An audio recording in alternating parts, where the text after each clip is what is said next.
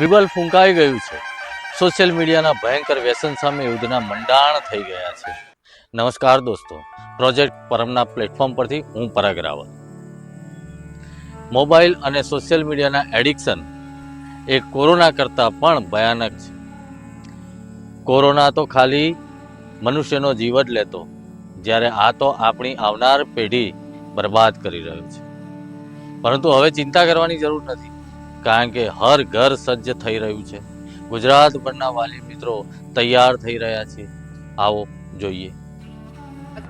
વિધાનસભામાં વાલીઓ તરીકે બધા આવ્યા હતા અને એમે પ્રોજેક્ટ પરમને લઈને જે અત્યારે અભિયાન અમારું ચાલી રહ્યું છે વાલી મંડળ તરફથી અને પ્રોજેક્ટ પરમ તરફથી વાલીઓને અત્યારે એક મેસેજો અમે આખા ગુજરાતમાં વાલી મંડળ તરીકે અમારા 15 જિલ્લામાં વાલી મંડળ સક્રિય છે અને એ 15 જિલ્લામાંથી દરેક સ્કૂલોમાં, દરેક જગ્યા, દરેક સોસાયટીમાં, દરેક ચેરમેન સેક્રેટરીને દરેક જગ્યા અહીંયા સુધી ભજન મંડળી સુધી પણ અમે એ મેસેજો પહોંચાડી રહ્યા છે કે નાના બાળકો અત્યારે સોશિયલ મીડિયાને લઈને ક્યાંક ને ક્યાંક ખોટા ટ્રેક ઉપર જઈ રહ્યા છે. તેને અટકાવવા માટે મેસેજ અમે એ આપી રહ્યા છીએ કે જે બનાવો બની રહ્યા છે અત્યારે નાના બાળકો લઈને બ્લેડ મારવા અને ખોટા ટ્રેક ઉપર, ખોટા સોશિયલ મીડિયામાં એ રસ્તે ચડી ગયા છે, તેને અમે વારવાનો પ્રયત્ન કરી રહ્યા છીએ કે સોશિયલ મીડિયા એક સારા પ્લેટફોર્મ પર છે, પણ એનો ઉપયોગ કરતા લોકોને સાહેબ નથી આવડતું. એનો નાનાથી લઈને મોટા સુધી એ મેસેજ અમે વાલી મંડળ તરફથી 15 જિલ્લામાં અમે પહોંચાડવાનો પ્રયત્ન કરીશું.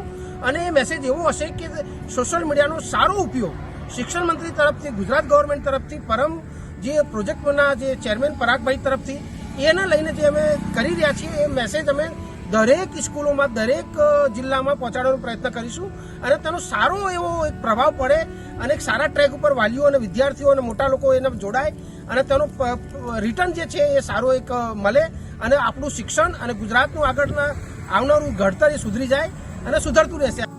અમે આહવાન કરીએ છીએ તમામ વાલી મિત્રોને પ્રોજેક્ટ પરમ સાથે જોડાવા માટે, જેથી આપણે સાથે મળીને આપણી આવનાર પેઢીને અને આપણા સંતાનને જાગૃત કરી શકીએ, તેનું ભવિષ્ય ઉજ્જવળ બનાવી શકીએ અને એક સશક્ત સમાજનું નિર્માણ કરી શકીએ.